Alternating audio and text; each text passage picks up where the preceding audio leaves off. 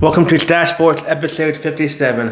I think I forgot to bring it up, but earlier this past weekend, Bill Mazeroski, one of the great Pirates legends from the 1970s team, passed away. He was a player that helped the Pirates win the first World Series in 1971, I think, 72, when they beat the New York Yankees. He had the home run that helped him come back to beat the New York Yankees. May he rest in peace. But that was a sad losing him, because that home run by Bill Mazeroski is one of the top plays in Pittsburgh sports history, right close to the Immaculate Reception. So Bill Mazeroski is one of the great Pirate players to play and help the Pirates win a couple World Series. And he's a great player. May he rest in peace. But what a great hockey game that was yesterday. Still buzzing. An overtime goal hockey game. You couldn't ask for anything better than that. But I saw an article today that the person who won the tournament of the MVP was Connor McDavid from Team Canada. He didn't have any goals yesterday in the period. But yes, I do realize in the other games he did have 13 points, which broke an Olympic record, but he didn't really do anything yesterday. I think it's been Connor Hellebuyck.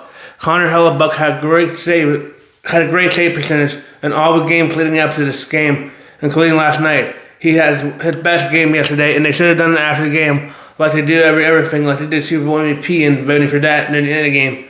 But Connor Hellebuyck should have been the MVP of the tournament because he played a heck of a game. But still, he's got a gold medal. And also yesterday, Nathan McKinnon, after the game, said that the better team, when asked what happened, and he said who was the better team out there, meaning Canada was the better team and they lost. But he did have a wide open net. He choked himself. He choked in the pressure. He had a wide open net, and he could have had an easy goal, but he choked and didn't shoot it at the goal and missed. But the USA still won in overtime, meaning one of the greatest games. I was even nervous too when the US had back-to-back penalties, and Canada, who's one of the best teams and most stacked teams, on a 3-2 penalty.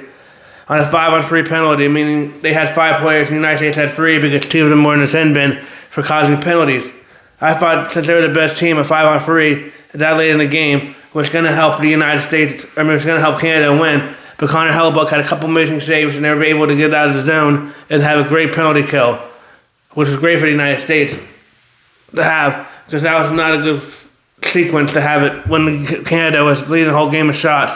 And I even know Canada was leading in shots, we got to give it to Connor Hellebuyck. He played one of his best games, and a lot of experts said that he didn't play good in the big games when it matters. But yesterday he showed that he's probably one of the best American goaltenders to play, and one of the best players to see that for his team, and have one of his best games of his lifetime. And the most important part too of his game with Connor Hellebuyck, but I think he should have been the MVP. I don't think it should have been Connor McDavid, even though, like I said, he had the most points. But I don't know. But it was nice to see them partying afterwards and see Jack Hughes and see how Jack Hughes is proud to be an American and still has to get his teeth fixed in his head. I wonder he should get a gold tooth. That'd be pretty cool.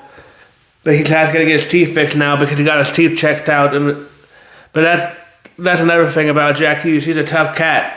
He got his front teeth knocked out of his head at the third period, and was looking on the ice for his teeth so he can find them, and then afterwards came back on the ice and had a game-winning goal, which shows true grit and true Team American spirit to not go out after losing your 2 front teeth and just come back and play for your team and end up getting a game-winning goal.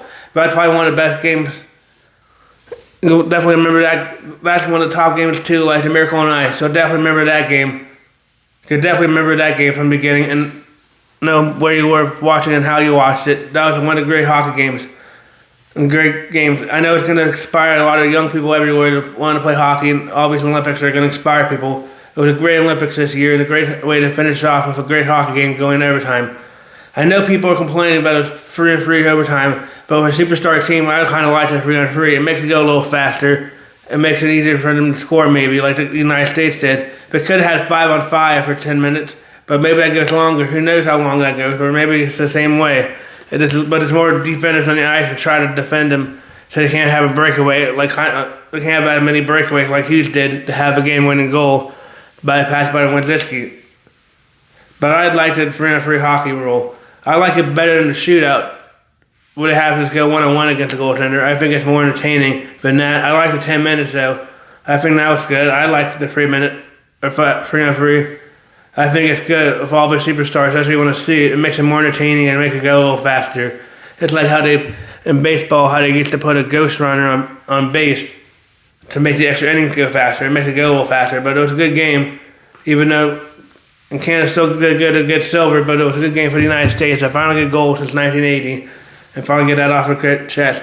It's going to be a big rivalry now going forward in the next couple Olympics. If they keep allowing, hopefully they keep allowing the NHL superstars on the team, because I don't know if the game would have had this much hype and been this good if it was college or prospects or amateurs, in my opinion. I mean, it might have been this good still if it's amateurs, but I really do think that NHL superstars made this game what it is, and made it a lot better and made it worth one of the most watched hockey games in quite a while. But that's why I think. I don't know. I hope it continues with NHL players, because I think I really like it. It makes it more entertaining too to see your favorite NHL superstar say you like from your teams play for your country, even if it's Canada and you don't want them to win, like Sidney Crosby was playing for. But it's nice to see your players play for the country who they represent and where they come from. But it was nice to finally watch the United States yesterday win a gold medal, even if it's on a record. Also last night, I watched the Boston Celtics basketball game when they won 111-98 over the Los Angeles Lakers. Luka Doncic did not look good at all last night. The Celtics were keeping him quiet all night last night. Great game by the Celtics. Also great game by Peyton Pritchard. Peyton Pritchard has really showed up this year for the Boston Celtics. He had 30 points yet alone last night coming off the bench. That's really great. That's what Coach Mazzulla wants to see coming off his bench. Coach Mazzulla should be Coach of the Year this year. He's doing a lot of this with Jaylen Brown. I mean, Jaylen Brown is a superstar, but we're not having Jason Tatum. And we lost a lot of players this year too, like Drew Holiday and a couple others who have key role players to our team. But Coach Joe Mazzulla has the Celtics turned around and the number 2 team in the East, right behind the Detroit Pistons. Who would have thought the Detroit Pistons would be number 1, but Boston's number 2, and it's looking sharp to be a good playoff contender run if no one gets hurt. I mean, Schreiman's looking pretty good too, and the other Celtics are looking really good too. That Quinta guy's looking pretty good for the Boston Celtics, however you say his last name. And they really turned his career around in Boston. But Jaylen Brown looked real good last night, too. He's our new superstar. I don't know if we'll get Jason Tatum back this year. I mean, I don't want to rush his injury and come back too soon, because we are looking like a good, well-oiled machine right now. So I don't think I want Jason Tatum to come back anytime soon. But we did look really good last night. It was nice to see them win. It was nice to have a good win and not have to sweat it out the last minutes of Boston, and to watch the Celtics have an easy win over the Lakers, because we don't like the Lakers. But it was nice to see the Lakers lose. It was nice to see the Lakers lose last night and watch the Celtics win the big game. It was nice to see Peyton Pritchard show up last night. I mean, that was great. It's nice to see a bench player show up and know they have a good bench for when they have a decent playoff run. So that's what teams need. They need a good bench. They need good bench players. So your superstars aren't doing good, or a couple of them are hurt, or whatever. You need a good bench like the Boston Celtics have, which showed up last night with Peyton Pritchard having a lot of 30 points. That's a lot of points to come off a bench. That's great by Peyton Pritchard. He was just on fire last night. The Lakers could not stop him. The Lakers could not stop him. But that was great to watch him play last night.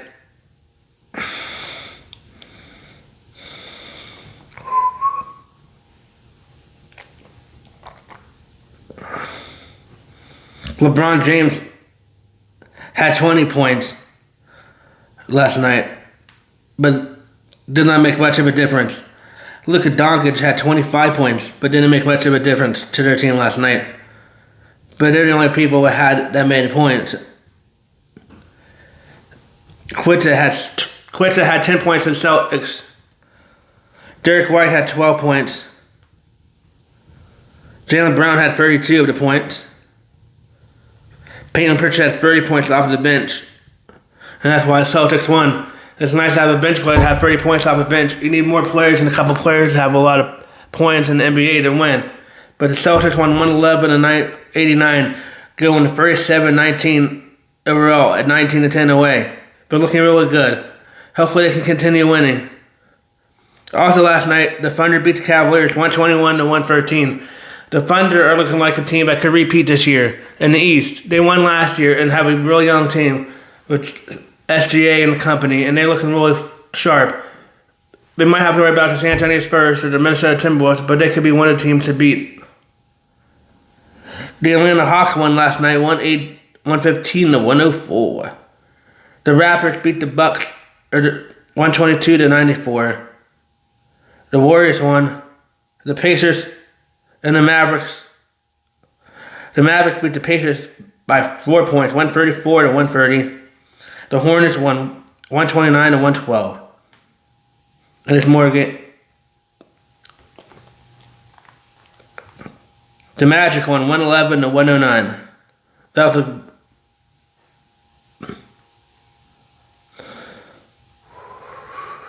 the Magic won. The Magic are showing up now and trying to make it into the playoffs. And they helped to win last night by winning. I think the Pistons beat the Spurs tonight, but I think it's a close game. I think Victor Yamba had a good game for the Spurs tonight, but I think the Pistons are too much for them. And I think the Pistons won at home in Detroit in the Little Caesars Arena. I think the Memphis Grizzlies beat the Kings because I don't think the Kings are that good this year, and I don't think they're going to be able to beat Memphis in Memphis. I think the Rockets beat the Jazz in Houston. The Jazz aren't looking either good, but neither are the Rockets. That's going to be a toss-up. Both teams aren't that good, I don't think, this year. The Rockets might be a little better. They might be one of the other teams in the East, but I don't really watch Houston basketball, so I don't really know much about the Houston Rockets basketball team. On Saturday, the Pittsburgh Pirates opened a spring training baseball season in Bradenton, Florida, looking really good, winning a big game.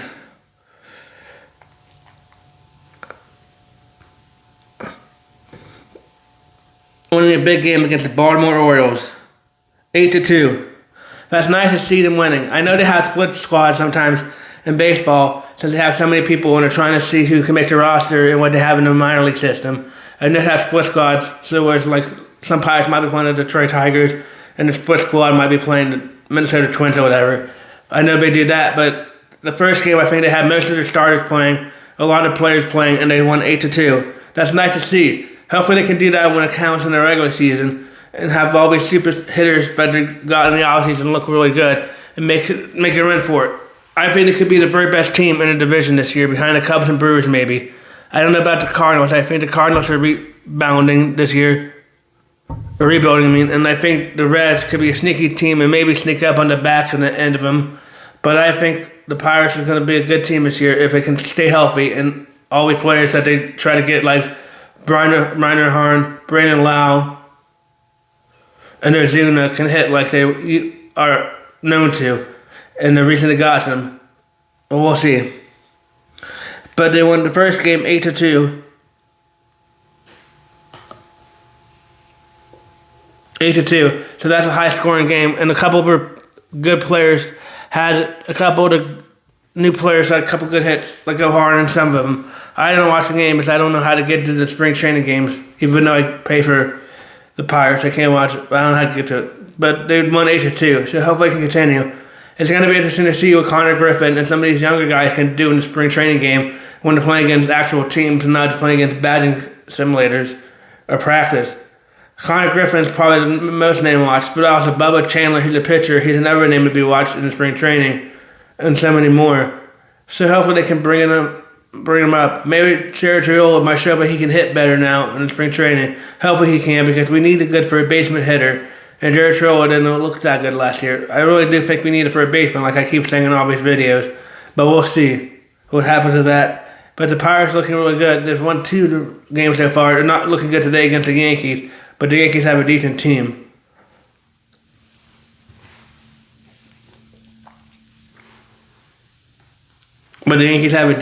So that's why. But Hopefully they continue doing winning ways. Maybe they might need to get another pitcher to add to rotation because they have a whole bunch of young pitchers for the Pirates.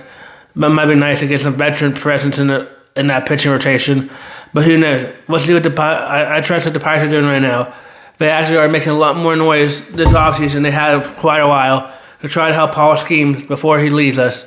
If we don't get a salary cap, if baseball season doesn't have a holdout like everybody projects them to next year. But we'll see. I think the Pirates are doing better this year, and I think they're going to have a lot better year and maybe be above 500 and fighting for a wild card spot, if not for the division. But we will see.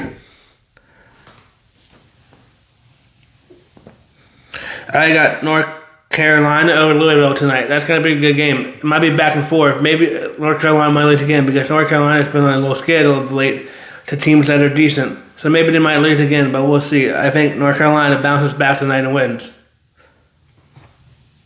I think Houston beats Kansas tonight because Houston's a little better than Kansas.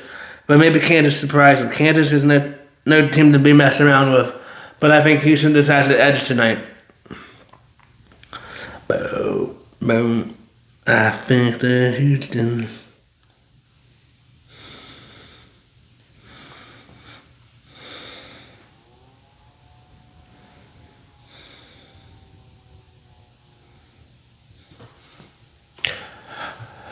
The NFL Combine is this week. It's going to be interesting to see what the Steelers scouts are looking for. I hope they're looking for receivers because they need some. I'm going to start looking more into the receivers that are going to be in this year's draft and talk about who I think they need. Some of the names I remember are Cardinal Tate and there's others, but I got to look to see who they think could go around number 120 if we don't move up, even though the draft is in Pittsburgh this year. But I do think we need receivers. I know we might need a quarterback, but it's going to be interesting to see what Aaron Rodgers decides. But I think whoever quarterback is, we need receivers. And all we really have right now is DK Metcalf if we don't re-sign Calvin Austin. And we have Roman Wilson, who hasn't really produced well at all, in my personal opinion. So that's what I'm going to be looking at to see what kind of receivers there are in the NFL Combine. Today, it looked like the Atlanta Falcons used a franchise tag on star receiver tight end from the University of Florida, Kyle Pitts. So he'll be around for at least one more year since he got a franchise tag. I think the Dallas Cowboys might be trying to see if they can use their franchise tag on George Pickens, who used to play for the Pittsburgh Steelers. But we will see. But like I said, I'll be watching. Like I said, I'll be looking more and more at the NFL Combine this week since it just started in Indianapolis and seeing what I think about the receivers. All I know is that Mendoza, the number 1 overall pick, that should be going to the Las Vegas Raiders, will not be throwing in the NFL Combine. I don't blame him. I mean, he is the number 1 overall pick, so he doesn't really need to improve. He doesn't really need to prove himself to the NFL scouts. But we'll see what happens with that. Hopefully, as I was saying, Mendoza, he's not going to be throwing in the NFL Combine. I don't blame him. He's a bona fide first quarterback right now to be taken by the Las Vegas Raiders unless they trade away. I mean, he's going to throw. He's going to throw and do stuff at his pro day when they go to Indiana later on in the spring before the draft. But I don't blame him for not doing the throwing in the NFL Combine. I mean, I get it. Some people in my tarnish your draft stock if they don't participate in it. But I don't think it's going to mess up his draft stock at all because I think he's a bona fide number 1 quarterback to be taken to the Las Vegas Raiders. I wish he would fall number 20 for the Steelers, but I doubt he will. And I know he won't because I know he'll be taken to number 1. But I don't blame him for not taking. But like I said, again, I'll be looking at the receivers this week to see who they think the Steelers could take. I like Cardinal Tate from Ohio State, but I don't know if Cardinal Tate will be available in number 20 when the Steelers draft. If they don't move up. Who knows? The kid also used a safety in Caleb Downs, but I don't know if he'll be available either. But I'll keep looking more and more at the NFL Scouting Combine and who I think the Steelers should target at 20. And I'll probably maybe even do a mock draft later on in these videos to talk about who I think we should draft this year. So draft this year in Pittsburgh. But like I said, I think we need receivers because all we really have is Roman Wilson and DK Metcalf right now, but are under contract. And maybe MVS if he hasn't retired. And I don't want MVS. That guy is old and not good. But we'll see. The real question is who's going to be quarterback. A lot of reports, there's some mixed reports that Aaron Rodgers might come back, and there's some others that say he might not, but I see. He needs to make up a decision sooner rather than later, in my opinion, before the draft and NFL season starts, so we know what direction to go in and what we're looking for in the draft. But anyway, I think we need a receiver in the draft. But we'll see.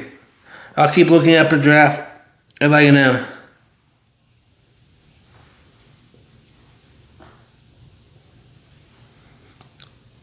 Also, I forgot to talk about, I also saw that a former Purdue wide receiver, Rondell Moore, dies at 25. That was pretty young. I don't know if it says what the cause of death was, but that's one of the young receivers in the NFL. That's sad that he died that young.